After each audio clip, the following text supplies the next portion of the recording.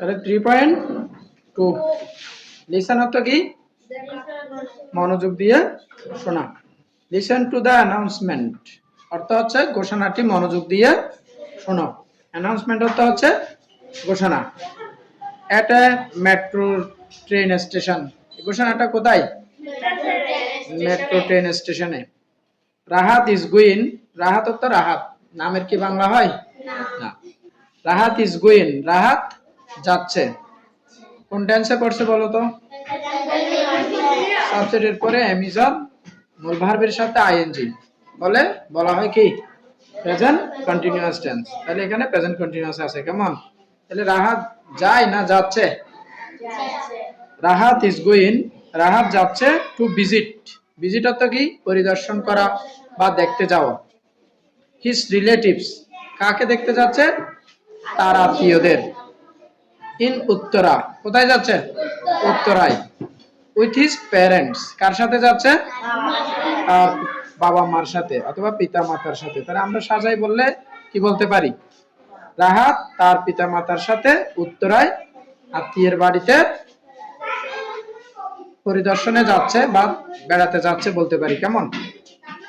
দে আর, দে তো কি তারা, আর গোয়িং আবার প্রেজেন্ট কন্টিনিউয়াস টেন্স না?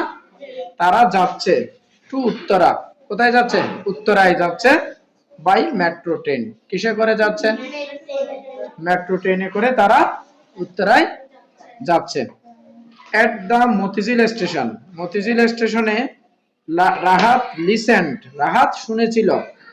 ফার্স্ট ফর্ম লিসেন থেকে লিসেন্ড, কেমন?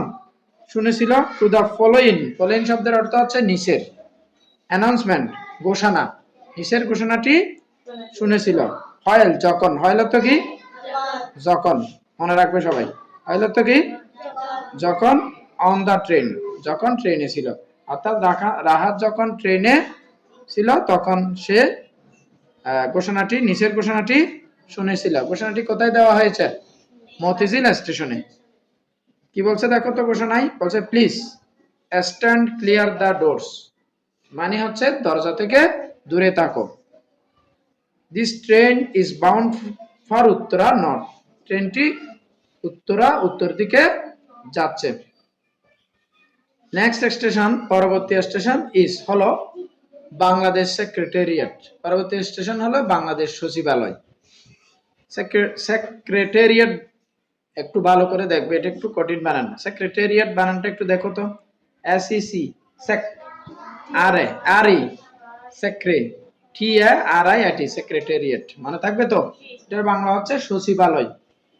Doors will open on the left, left অর্থ বাম আর রাইট অর্থ হচ্ছে ডান। দরজাটি খুলবে অন দ্য লেফট, কোন দিকে? বাম দিকে খুলবে। প্লিজ দয়া করে মাইন্ড দ্য গ্যাপ, দূরত্ব বজায় রেখো।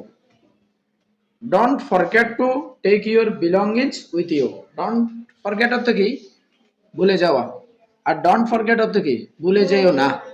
টু টেক নিতে, ইউর বিলঙ্গিংস তোমার ব্যক্তিগত জিনিসপত্র, বিলঙ্গিংস অর্থ কি অথবা আপনাদের ব্যক্তিগত জিনিসপত্র নিতে ভুলে যাবেন না, উইথ ইউ আপনাদের সাথে। এখন কি তোমরা এই কোশ্চেনটি পারবে? বিলঙ্গিংস অর্থ কি বলছি? ব্যক্তিগত জিনিসপত্র। তাহলে আমরা নতুন ওয়ার্ডগুলো আরেকটু বলে দিচ্ছি, খেয়াল করো।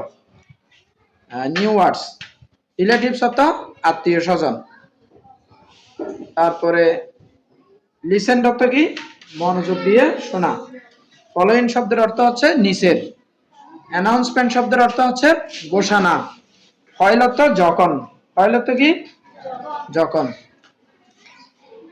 তারপরে একটু দেখো নেক্সট অর্থ কি পরবর্তী।